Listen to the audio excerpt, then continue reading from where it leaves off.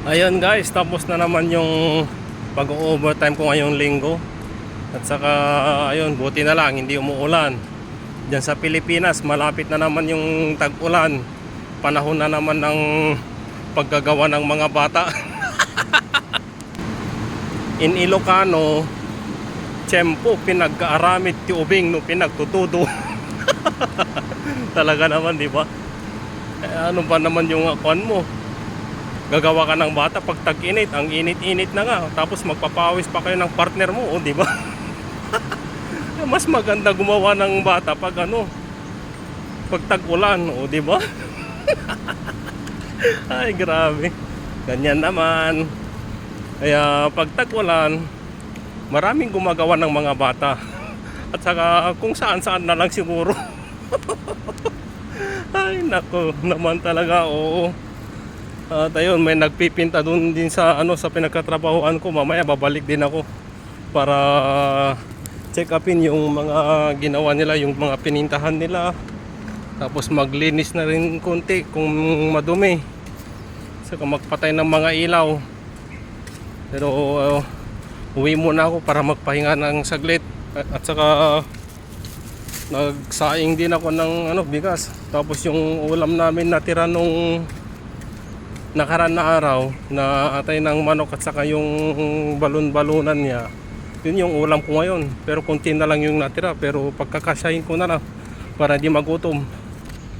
Grabe yung init ngayon guys, pero sigurado mamayang hapon malakas yung ulan. Pero sa ngayon na oras sobrang init. Kaya nung pumasok ako kaninang umaga, di ko na lang pinatay yung yung aircon sa kwarto namin para pagdating ko doon hindi malamigan ako agad. Sobrang init ngayon alas 10 na pasado, sobrang init na. Ay nako. Saka swerte yung mga magde-day off ngayon na OFW dito sa Singapore kasi hindi umuulan, makapagpasyal sila sa mga gusto nilang pasyalan dito. Kung tag-ulan wala, doon lang sila siguro sa mga Lucky Plaza, tapos sa mga food court ganon. Doon mo makikita yung mga Pilipina dito, mga Pilipino na nagde-day off pag tag-ulan. Kaya hindi naman sila masyado makapagpasyal kasi pag tag-ulan ay nako, pwede naman siguro pero hindi nila ma-enjoy yung yung pagde-day off nila pag tag-ulan. Kaya tamang-tama yung panahon ngayon, hindi umuulan, kaya makapag-enjoy sila, makapagkain sila dun sa mga sa mga park ganon. Kaya swerte nila ngayon guys. Saka yung nanay ko lumabas din ngayon ulit. Tinatanong niya sa akin kung lalabas ako, sabi ko hindi kasi may magpipintura ngayon Saka wala na ring budget pamasahe. Itong natitira na lang pambili ng tubig. Matagal pa kami sa sahod, meron pang halos 3 linggo pa bago kami sasahod. Tapos yung sasahurin ko at saka bibigay na rin nila yung yung kalahating bonus namin. Yung kalahating bonus ko, yun pampabayad ko sa nanay ko. Ay nako, ang hirap ng ganito na maraming utang. Ay nako. Saka unti-untihin ko na lang na na bayaran ulit yung utang ko sa nanay ko guys. Kasi hindi rin ako masyado nakakatulog kung iniisip mo yung yung malaking utang. Buti yung iba nakakatulog pa sila kahit malaki yung utang nila sa iba. Ay nako.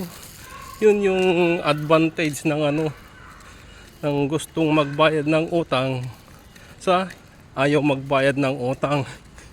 Dapat magpasalamat pa nga kayo kasi pinautangan nila kayo nung nangangailangan kayo. Tapos ngayon ayaw nyo nang bayaran. Nako. Nako. Mahiya-hiya naman kayo. At tinatakbuhan pa yung mga utang nila Grabe naman yung mga iba dyan.